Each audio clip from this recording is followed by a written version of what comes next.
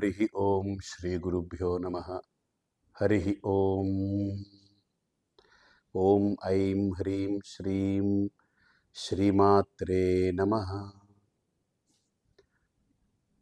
మహాశక్తి యాగం ఈ పేరు గత 3 సంవత్సరాలుగా మనం విన్నాము, మనం అందులో పాల్గొన్నాము, దాని అనుభూతిని పొందాము. ఎన్నో హోమాలు, జపాలు, తర్పణాలు, అభిషేకాలు, అర్చనలు, రకరకాల అంశాలతో మహాశక్తి యాగం సాగింది, ఇప్పుడు సాగుతుంది కూడా. అయితే మహాశక్తి యాగం అంటే ఇంకా స్పష్టంగా అర్థమయ్యేలా క్లుప్తంగా చెప్పండి అని కొంతమంది అడిగారు. మహాశక్తి అంటేనే అర్థం మనకంటే అతీతమైనటువంటి ఏదో ఒక దివ్యమైనటువంటి శక్తి అని అర్థం. ఇప్పుడు మన దగ్గర కూడా కొన్ని శక్తులు ఉన్నాయి. ఎలాంటి శక్తి? డబ్బు, దాన్ని ద్రవ్య శక్తి అంటారు. అలాగనే మనకు మనుష్యులు, సహకరించేటువంటి వాళ్ళు, వీళ్ళందరూ ఉంటారు కదా, వాళ్ళని జనశక్తి అంటారు. అంటే జనము ద్వారా, అంటే ఇతరుల ద్వారా మనకు లభించే శక్తి.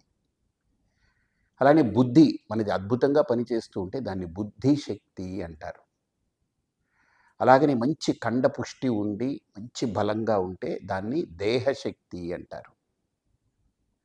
సో ఇలాగా శక్తులు రకరకాలు ఉంటాయి. ఈ సమాజంలో, ఈ ప్రపంచంలో, ఈ ప్రకృతిలో మనకన్నీ తెలుస్తూ ఉంది. ప్రకృతికి కూడా శక్తులు ఉన్నాయి. కానీ మనకంటే గొప్పదైనటువంటిది ప్రకృతి. కానీ ఆ ప్రకృతి కంటే కూడా దివ్యమైనటువంటి శక్తి, దాన్ని మనకు అమ్మవారిని, మనకు ఆ శక్తి స్వరూపిణిగా అమ్మవారిని మన శాస్త్రాలు, మనకు ఆగమాలు ఇవన్నీ కూడా మనకు చెప్తున్నాయి.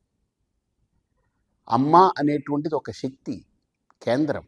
ఎందుకనంటే ఒక సృష్టి చేయగలిగేటువంటి గొప్ప శక్తి కలిగింది అమ్మ దగ్గర. కాబట్టి ప్రకృతిని తాను వ్యక్తపరచడంలో తాను ప్రకృతి కంటే అతీతమైన శక్తి కాబట్టి అమ్మవారిని మహాశక్తి స్వరూపిణిగా ఆరాధించమన్నారు.